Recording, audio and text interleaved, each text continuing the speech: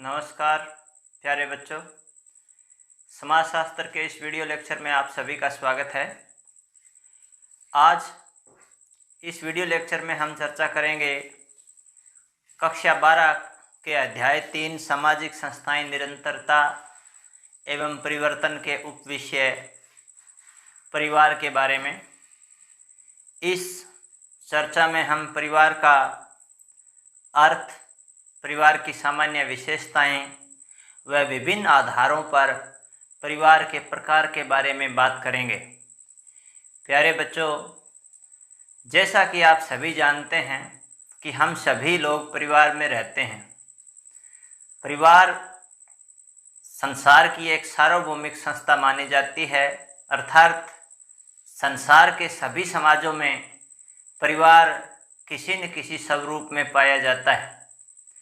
इसके अतिरिक्त आपने एकल परिवार व संयुक्त परिवार के बारे में पहले ही सुन रखा होगा। कक्षा 11 में समाजशास्त्र विषय के अंतर्गत आप परिवार की अवधारणा से भी कुछ पूर्व परिचय रखते होंगे। प्यारे बच्चों, हम में से हर कोई व्यक्ति किसी न किसी परिवार में उत्पन्न हुआ है और अधिकांश लोग अपने परिवार में अनेकों वर्ष बिताते हैं। वह परिवार से गहरा लगाव महसूस करते हैं। कभी कभी हम अपने माता पिता, दादा दादी, नाना नानी, सहोदर भाई बहनों, चाचा चाचियों व अन्य रिश्तेदारों के साथ बहुत अच्छा महसूस करते हैं, जबकि बाकी लोगों के बारे में हम ऐसा महसूस नहीं करते, या जब हम बाकी लोगों के साथ होते हैं तो ऐसा महसूस नहीं करते। एक और तो हम दूसरे लोगों के हस्तक्षेप के ऊपर बुरा महसूस करते हैं, लेकिन जब कोई अपना या कोई परिवार का बड़ा व्यक्ति हमें हमारी किसी भूल या गलती पर टोकता है तो हमें उतना बुरा नहीं लगता और हमारी भूल सुधारने का एक अवसर के रूप में हम उसे देखते हैं। जब हम परिवार से या अपने पारिवारिक सदस्यों से दूर रहते हैं तो हम उन्हें बहुत अधिक उनसे मिलने के लिए तरसते हैं। बहुत अधिक हम उन्हें मिस करते हैं और अप्रसन्न रहने लग जाते हैं। परिवार गहरे स्नेह एवं देखभाल का स्थान हो सकता है, किंतु एक दूसरा पहलू यह भी है कि यह कटु संघर्षों, अन्याय और हिंसा का स्थान भी हो सकता है। परिवार और नातेदारी में मादा शिशुओं की हत्या, संपत्ति के लिए भाइयों के बीच में हिंसापूर्वक विवाद और घिनौने कानूनी विवाद भी इसका एक हिस्सा हो सकते हैं। ये बिल्कुल वैसे ही होता है जैसा कि इसका दूसरा स्वरूप प्यार, त्याग, बलिदान, पारस्परिक सुरक्षा और देखभाल की कहानियों के रूप में भी आता है। तो परिवार के बारे में यदि हम इस चर्चा को आगे बढ़ाएं तो उसके लिए हमें परिवार का अर्थ जान लेना बड़ा ज़रूरी होगा, जो कि परिवार का समाजशास्त्रीय अर्थ है। प्यारे बच्चों, परिवार शब्द जो है हिंदी का अंग्रेजी शब्द जो है फैमिली का हिंदी रूपांतर है। फैमिली शब्द की यदि मैं बात करूं तो जो फैमिली शब्द है वो कहाँ से आया है? फैमिली शब्द प्यारे बच्चों लैटिन भाषा के फैमुलस शब्द से इसकी उत्पत्ति हुई है। तो ये जरूर ध्यान रखें, एक अंक का प्रश्न यहाँ से कई बार पूछा जाता है। तो परिवार शब्द जो है वो अंग्रेजी शब्द फैमिली का हिंदी रूपांतर है और फैमुलस शब्द जो है वो लैटिन भाषा से लिया गया है परिवार के लिए। इसका अर्थ एक ऐसे समूह के रूप में किया जाता है जिस समूह में माता पिता, बच्चे, नौकर और दास शामिल होते हैं। किंतु समाजशास्त्रीय दृष्टि से यह परिभाषा या इसका यह अर्थ बताना वर्तमान समय में सही नहीं है। देखा जाए तो परिवार में पति पत्नी एवं बच्चों का होना नितांत आवश्यक है। यदि इनमें से किसी एक का ही अभाव है तो हम उसे परिवार के स्थान पे गृहस्थ या हाउस होल्ड कहना ही पसंद करेंगे। अर्थात इन पति पत्नी और बच्चों में से किसी एक की उपस्थिति में अनुपस्थिति में उसको हम परिवार नहीं कह सकते, गृहस्थ कहेंगे। प्रत्येक परिवार एक गृहस्थ है, किंतु सभी गृहस्थ जो है वो परिवार नहीं हैं। विभिन्न विद्वानों ने परिवार के अर्थ को समझने के लिए विभिन्न प्रकार की परिभाषाएं दी हैं। उनमें से कुछ परिभाषाओं का उल्लेख मैं करना चाहूँगा। मैकाइवर और पेज परिवार की परिभाषा देते हुए कहते हैं कि परिवार पर्याप्त निश्चित यौन संबंध द्वारा परिभाषित एक समूह है जो बच्चे के जन्म और लालन पालन की व्यवस्था करता है। मैकाइवर और पेज की दी गई इस परिभाषा से ये बात स्पष्ट होती है कि परिवार एक ऐसे स्थायी संगठन का नाम है जहां पति पत्नी के रूप में विवाहित पुरुष और स्त्री यौन संबंधों से संतान उत्पन्न कर उसका लालन पालन करते हैं। मर्डॉक ने भी परिवार पर काफ़ी अध्ययन किया है और परिवार नामक संस्था को इन्होंने बारीकी से स्टडी किया है, बारीकी से उसका अध्ययन किया है। इन्होंने परिवार पे बहुत कुछ लिखा है। मर्डॉक कहते हैं कि परिवार एक ऐसा सामाजिक समूह है जिसके लक्षण जो है वो सामान्य निवास, आर्थिक सहयोग और जनन है। अर्थात मर्डॉक ने परिवार के 3 मुख्य चरित्र या गुण बताए हैं, जिसमें से सामान्य निवास अर्थात कोई भी परिवार है वो एक जगह रहता है, आर्थिक सहयोग करता है प्रत्येक सदस्य एक दूसरे का, और जनन होता है। इसमें 2 लिंगों के बालिग लोग शामिल होते हैं और कम से कम 2 व्यक्तियों में स्वीकृत यौन संबंध होता है। तो मर्डॉक जो है वो 3 आधार पे इसकी व्याख्या करते हैं। यदि किंग्सले डेविस की बात करें तो किंग्सले डेविस कहते हैं कि परिवार ऐसे व्यक्तियों का समूह है जो रक्त के आधार पर एक दूसरे से संबंधित है, तो जिसमें ब्लड रिलेशन होता है। इलियट और मेरिल कहते हैं कि परिवार पति पत्नी और बच्चों से निर्मित एक जैविक सामाजिक इकाई है। तो इलियट और मेरिल की परिभाषा को मैं यहाँ पे कोट करता हूँ। इलियट एवं मेरिल विद्वान का नाम है।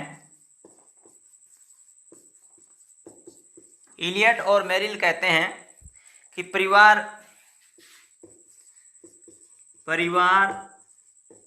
पति पत्नी एवं बच्चों से निर्मित एक जैविक सामाजिक इकाई है।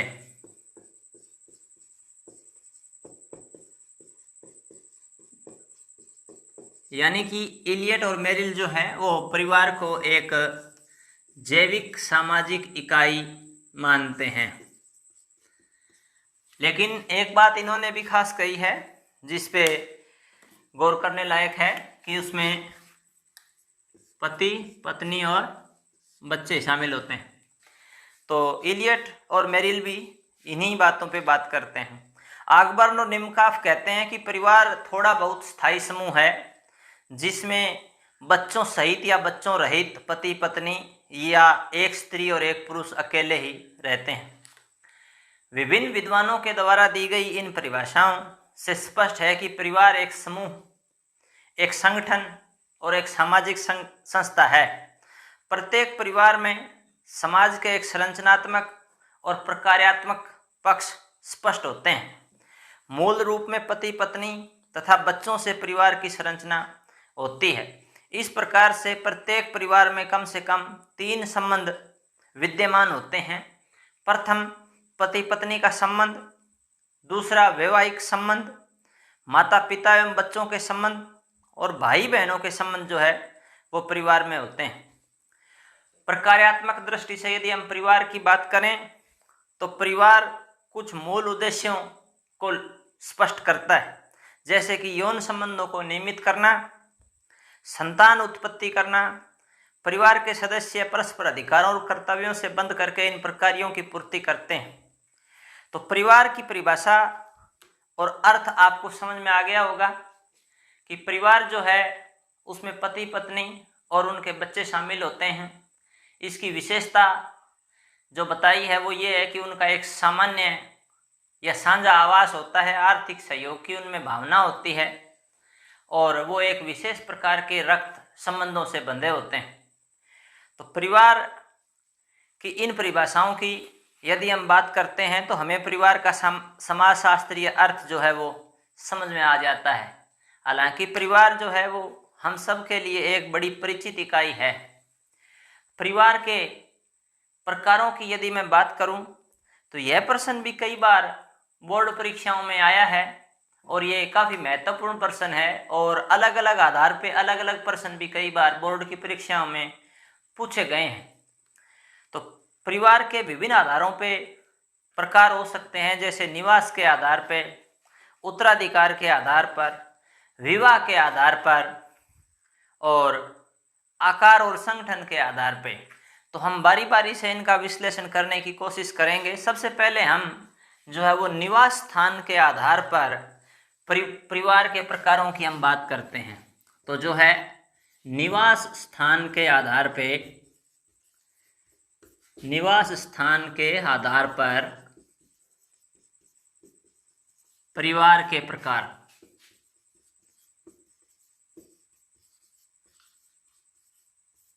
तो निवास स्थान का जो आधार है कि कोई व्यक्ति कहाँ रहता है वो उस आधार पे है। तो इसमें एक परिवार है जिसको हम पितृस्थानीय परिवार कहते हैं। पितृस्थानीय परिवार वो परिवार होता है प्यारे बच्चों जिसमें एक व्यक्ति विवाह के बाद जब पत्नी अपने पति और पति के माता पिता के साथ रहने लग जाती है या वर के माता पिता के साथ वर के घर में रहने लग जाती है तो उसको हम पितृस्थानीय परिवार कहते हैं। हिंदुओं, मुसलमानों, भील, खड़िया और कई पितृवंशीय परिवारों में यह प्रथा पाई जाती है। लगभग समस्त उत्तर भारत में, हरियाणा में और अधिकांश आधुनिक समाज में यही नियम प्रचलित है। अर्थात ये इस प्रकार का परिवार है जो हम सामान्यतः देखते हैं कि जब एक लड़की अपने पिता का घर छोड़ करके विवाहित होकर के अपने पति के घर में जा करके उसके माता पिता के साथ बस जाती है तो वो पितृस्थानीय परिवार कहलाता है। इसमें दूसरा जो परिवार है वो है मातृस्थानीय परिवार। मातृस्थानीय परिवार। तो मातृस्थानीय परिवार जो है प्यारे बच्चों, ये परिभाषिक दृष्टि से हम देखें तो पितृस्थानीय परिवार का बिल्कुल विपरीत है। मातृस्थानीय परिवार में विवाह के पश्चात जो लड़का है वो अपनी पत्नी के परिवार में जाकर के बस जाता है।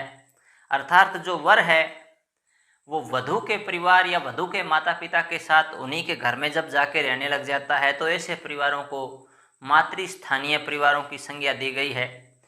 इस प्रकार के परिवार जो खासी, गारो और मालाबार के नायरों में अधिक संख्या में पाए जाते हैं। जनजातीय जो है उनमें, जनजातियों में इस तरह के परिवार है वो पाए जाते हैं। तीसरा है इसमें नव स्थानीय परिवार। नव स्थानीय परिवार नियो लोकल फैमिली कहते हैं अंग्रेजी में। नव स्थानीय परिवार जो है वह मातृस्थानीय परिवार और पितृस्थानीय परिवार के बीच की व्यवस्था है। यानी कि एक ऐसा परिवार जिसमें विवाह के पश्चात वर और वधू न तो वर के परिवार में जाकर के रहने लग जाते हैं और न ही वधू के परिवार में जाकर रहने लग जाते हैं, अपितु वे अपने लिए एक नए घर का निर्माण करते हैं, एक नए स्थान पर अलग घर बना करके रहते हैं। इसे नव स्थानीय परिवार है वो कहा जाता है। इसके अतिरिक्त स्थान के आधार पे एक अलग प्रकार का परिवार भी है जो आपने नहीं सुना होगा, इसको बोलते हैं मामा स्थानीय परिवार। तो तो ये बहुत जो चीज़ें हैं वो अपने नाम से स्पष्ट हो जाती है। जैसे कि नव स्थानीय है तो नया स्थान पे जैसे उनकी विशेषता होती है। मामा स्थानीय है तो स्वाभाविक रूप से जो है जो वर पक्ष है या जो लड़का है वो अपने मामा के पास रह जाता है। इसमें नव विवाहित दंपति जो है वो पति की माँ के भाई अर्थात वर के मामा के परिवार में जा करके रहने लग जाते हैं। टोम्ब्रियांडा द्वीपवासी जो थे, टोम्ब्रियांडा एक आइसलैंड है, वहाँ पे जो है निवासी है वो जो है वहाँ पे जो भांजा है वो अपनी पत्नी सहित अपने मामा के घर पे रहता है। तो यहाँ यदि हम बात करते हैं स्थान के आधार पे तो हमने 4 प्रकार के जो परिवार हैं वो देखे हैं और चारों प्रकार के परिवार जो है वो स्थान के आधार पे हमने किए थे।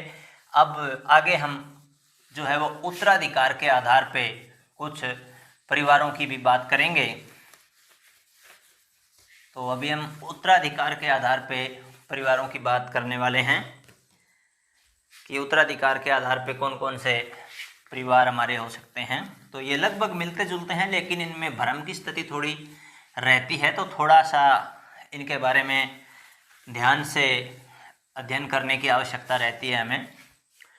तो उत्तराधिकार के आधार की यदि हम बात करें तो कई प्रकार के हैं परिवार हमारे, 2 प्रकार के हैं। तो उत्तराधिकार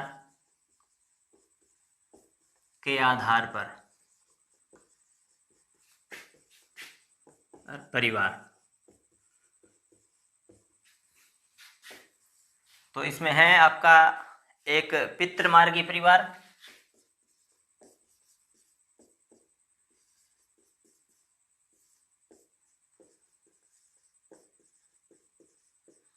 और दूसरा मातृमार्गी परिवार।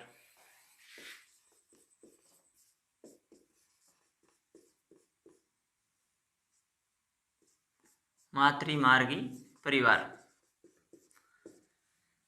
तो यहाँ हम इस पे जब चर्चा करते हैं उत्तराधिकार के आधार पे, तो पितृमार्गी जो परिवार की यदि हम बात करते हैं तो पितृमार्गी परिवार में जो है सामाजिक और पारिवारिक पद, उपाधियां, संपत्ति आदि पर पिता का ही पूर्ण अधिकार होता है और उसकी मृत्यु के उपरांत यह उत्तराधिकार पुत्र को मिल जाता है।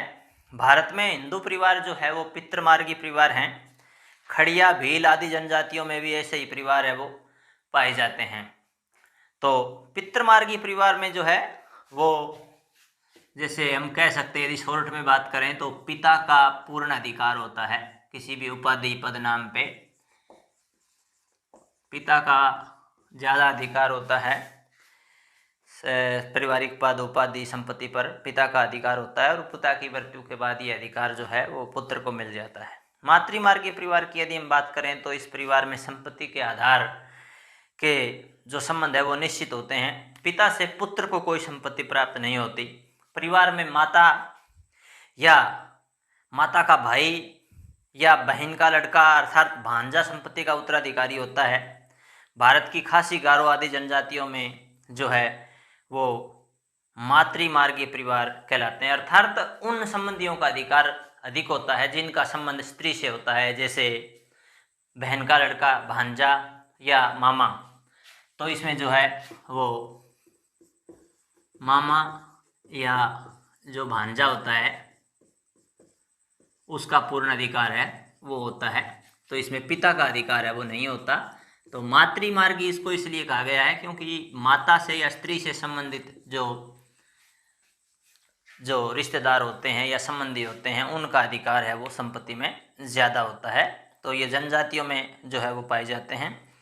फिर यदि हम बात करें तो वंश के आधार पर भी परिवार के कुछ भेद होते हैं। तो वंश के आधार पे है या वंश परंपरा के आधार पे जो बात करते हैं, वंश के आधार पर परिवार। तो वंश के आधार पे यदि हम परिवार की बात करते हैं तो वंश के आधार पे जो परिवार है उसमें पितृनामी परिवार है, मातृनामी परिवार है।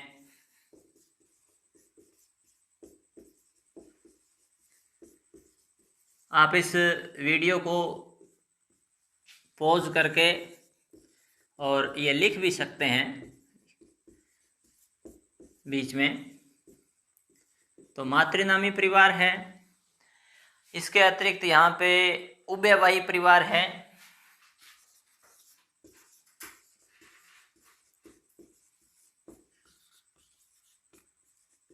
और जो है वो द्विनामी परिवार है। तो यहाँ आप देख पा रहे हैं कि वंश के आधार पे जो है वो 4 प्रकार के परिवार पाए जाते हैं। तो परिवार के बारे में आज हम बिल्कुल विस्तार से चर्चा कर रहे हैं, क्योंकि 4 हमने स्थान के आधार पे परिवारों की बात की, 2 हमने उत्तराधिकार के आधार पे परिवारों की बात की, वंश परंपरा के आधार पे भी हम परिवार की बात कर रहे हैं। पितृनामी परिवार जो है वो पितृवंशीय परिवार भी इनको कहते हैं। इसमें जो वंश परंपरा है वो पिता के नाम के आगे चलती है। बच्चे जो है वो पिता के कुल या वंश से समझे जाते हैं, माता के वंश से नहीं। तो पितृनामी परिवार जो है इसमें जो वंश परंपरा है वो पिता के नाम से होती है, पिता के नाम से, और जो पिता का ही वो गोत्र या कुल यूज करते हैं, प्रयोग करते हैं।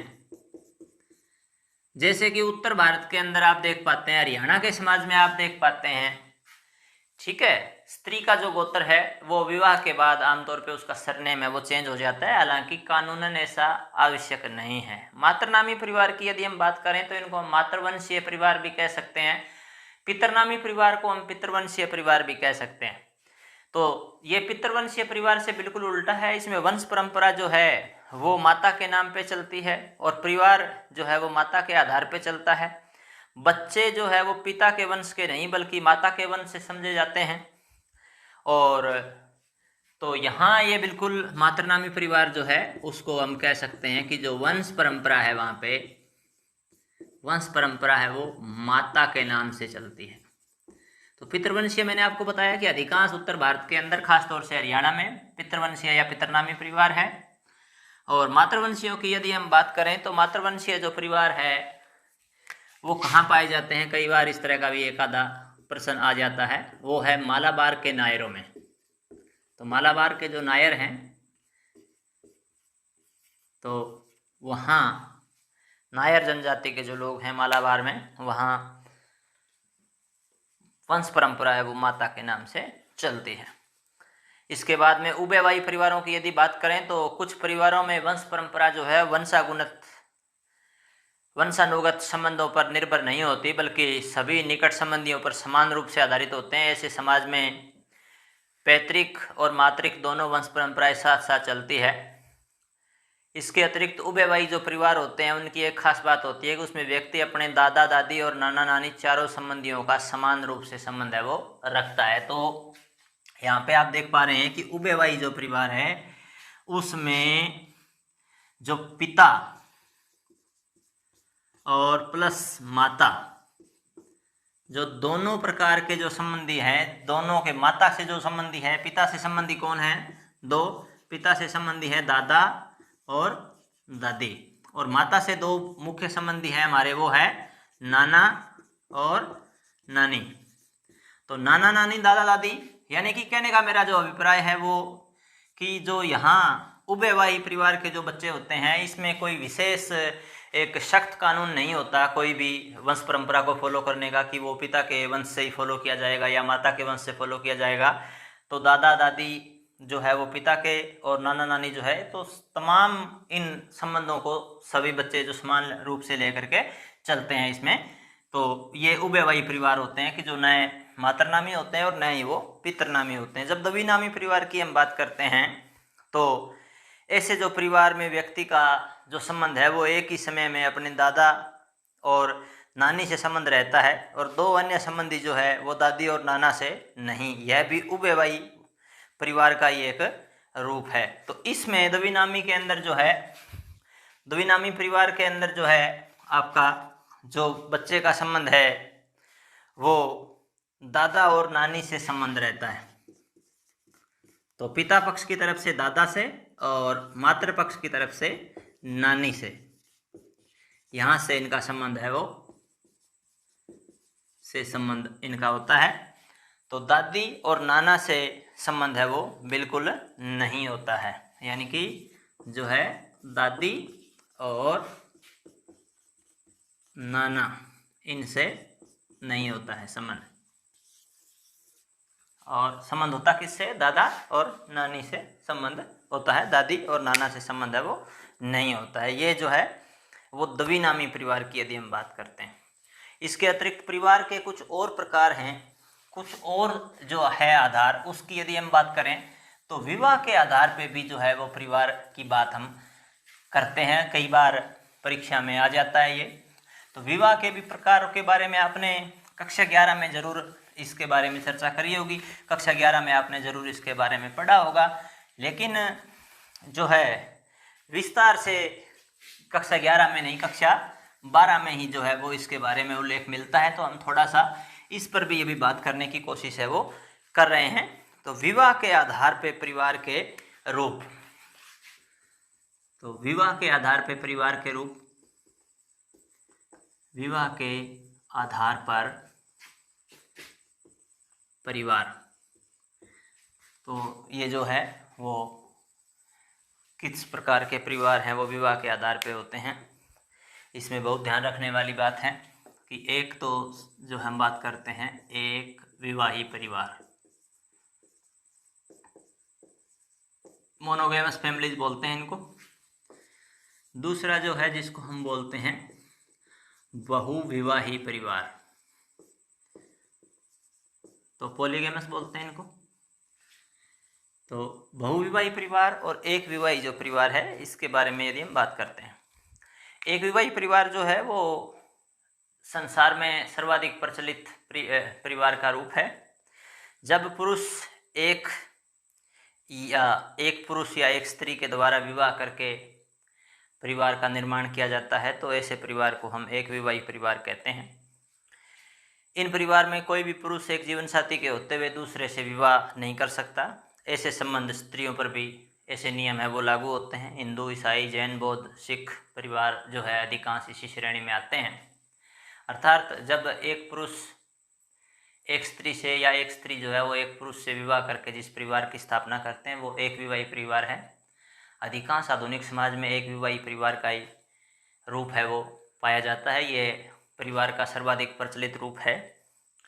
और बहुविवाही परिवार की यदि हम बात करें तो जब एक स्त्री या एक पुरुष जो है वो एक से अधिक पुरुष या स्त्रियों से वैवाहिक संबंध स्थापित करते हैं, एक से अधिक विवाह करके फिर परिवार का निर्माण करते हैं, तो इस तरह के विवाहों से उत्पन्न परिवार को बहुविवाही परिवार है वो कहा जाता है।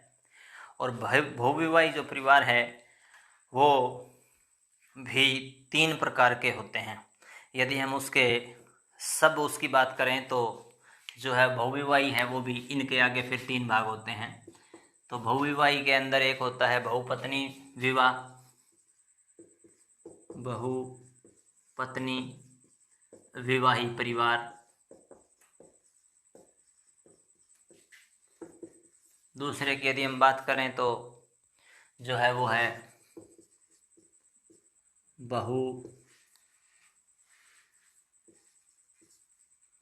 बहुपति विवाही परिवार। और यदि हम तीसरे इसके बहुविवाही परिवार की यदि हम बात करें तो ये आ जाएगा आपका समूह विवाही परिवार।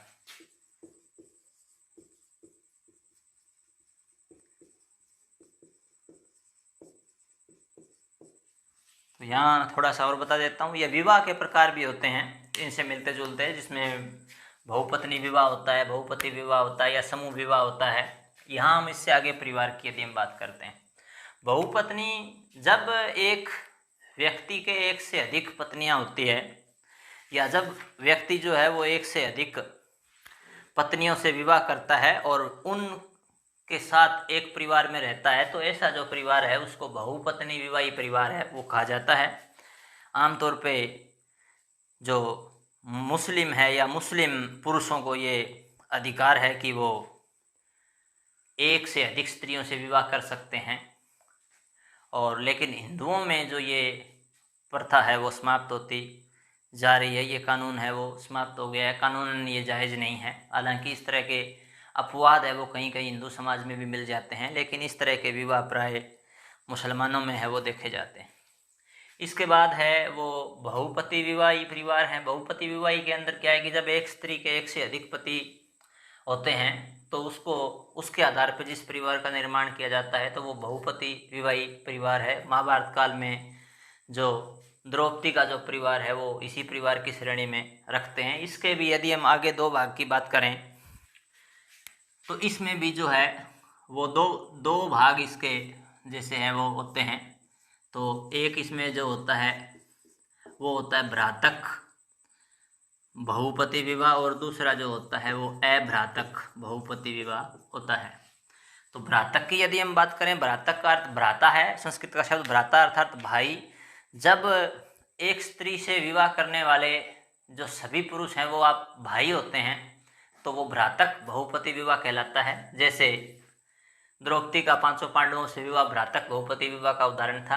अभ्रातक की बात करते हैं कि इसमें आवश्यक नहीं है कि एक स्त्री से विवाह करने वाले जो लोग हैं वो आपस में भाई हों, वो दूसरे लोग भी हो सकते हैं। तो भ्रातक बहुपति विवाह इस तरह के जो एक स्त्री के अधिक पुरुषों से विवाह करने के द्वारा स्थापित जो परिवार है उनको हम बहुपति विवाही परिवार है वो कहते हैं। यदि हम समूह विवाही परिवार की बात करें तो समूह विवाही परिवार के अंदर क्या है कि जब कई भाई या कई पुरुष मिलकर के ये अर्थात एक पुरुषों का समूह मिलकर के स्त्रियों के एक समूह से विवाह करता है तो सब पुरुष स्त्रियों के समान रूप से पति होते हैं और उस समूह की समस्त स्त्रियां जो है वो उन पुरुषों की समान रूप से पत्नियां होती है। इस प्रकार के विवाह को हम जो है वो समूह विवाही परिवार है वो कहते हैं। तो ये थोड़ा सा यहाँ जो मैंने थोड़ा सा भी आपको थोड़ा सा व्याख्यान में बताया है तो ये विवाह के प्रकार भी आ जाते हैं, ये भी काफ़ी महत्वपूर्ण है और ये परिवार के प्रकार में भी है।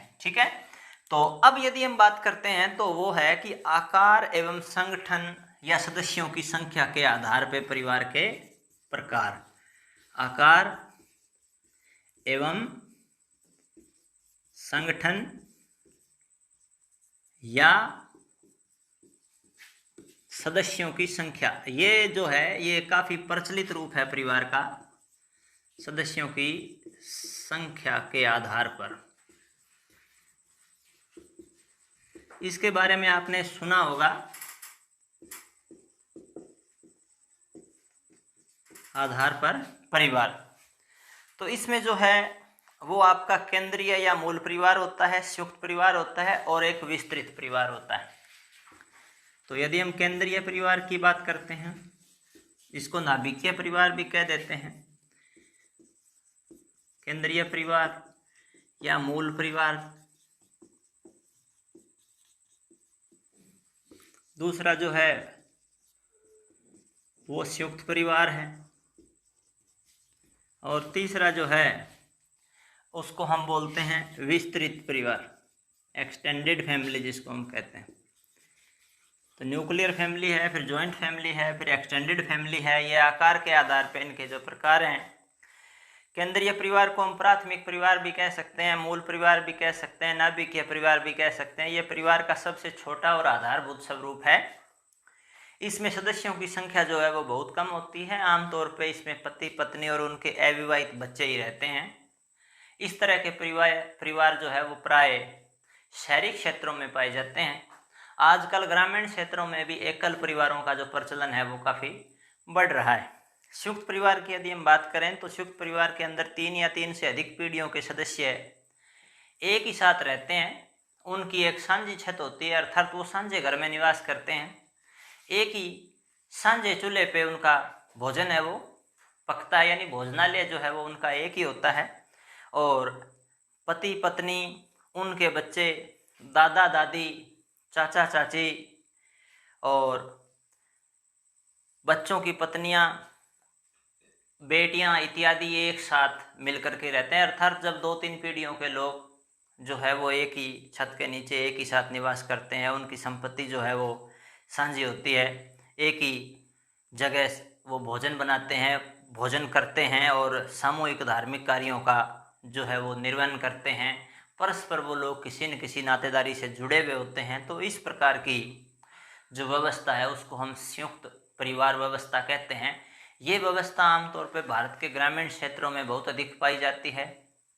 और आज भी भारत के गाँव में प्रत्येक गाँव में बहुत से संयुक्त परिवार है वो देखे जाते हैं। विस्तृत परिवार की यदि मैं बात करूं तो जब संयुक्त परिवार के सदस्यों की संख्या बहुत अधिक बढ़ जाती है तब वो विस्तृत परिवार का रूप ले लेता है। इस तरह से संयुक्त परिवार जब बहुत फैल जाता है तो उसे विस्तृत परिवार माना जाता है। तो जैसे बहुधा कुटुंब शब्द का प्रयोग जो है वो इसके लिए प्रयोग में लाया जाता है। एक्सटेंडेड फैमिली जो है वो उसका एक उदाहरण जो है वो तारावाड़ है। तो तारावाड़ जो है वो एक प्रकार का विस्तृत परिवार है।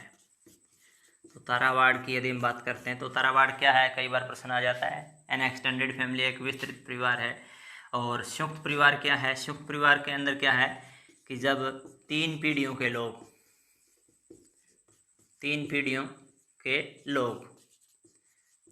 लोग में कौन हो सकते हैं?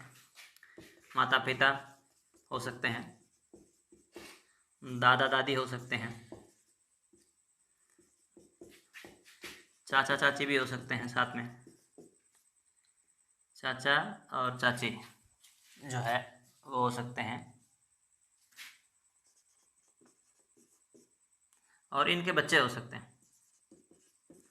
तो ये तीन पीढ़ी के जो लोग हैं वो एक साथ जब रहते हैं तो वो संयुक्त परिवार होता है। और केंद्रीय परिवार में जो कौन होते हैं कि केंद्रीय परिवार में जो होते हैं वो होते हैं पति पत्नी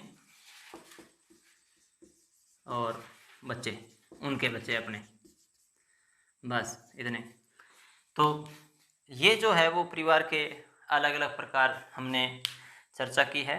आप इन अलग अलग परिवारों के ऊपर एक चार्ट या कोलाज बना सकते हैं, एक कार्य योजना आप इस पे बना सकते हैं। ये आपको बहुत ही रुचिकर लगेगा क्योंकि इतने जो कुल मिला करके जो है वो 15 या 16 सभी आधारों को मिला करके यदि हम बात करें परिवार के प्रकारों की तो 15 या 16 प्रकार के परिवार जो है उस पे हमने चर्चा आज की है।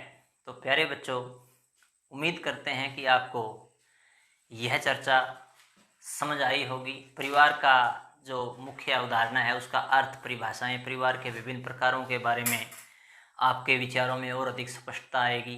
इनके समाजशास्त्रीय दृष्टिकोण की आप व्याख्या कर पाएंगे और आपको परीक्षा की दृष्टि से भी लाभ होगा क्योंकि परीक्षा की दृष्टि में भी परिवार से संबंधित प्रश्न जो है वो आते रहते हैं। परिवार के उद्गम की बात हो, परिवार का अर्थ पूछ लिया, कई बार परिवार की एक या दो विद्वानों के द्वारा दी गई परिभाषा को पूछ लिया, या अलग अलग आधारों पे परिवार के प्रकार की बात है वो परीक्षा की दृष्टि में भी यदि आप इस पे अच्छे से इसको ध्यान से तैयार करते हैं तो परीक्षा में भी आपको लाभ होना निश्चित है। धन्यवाद।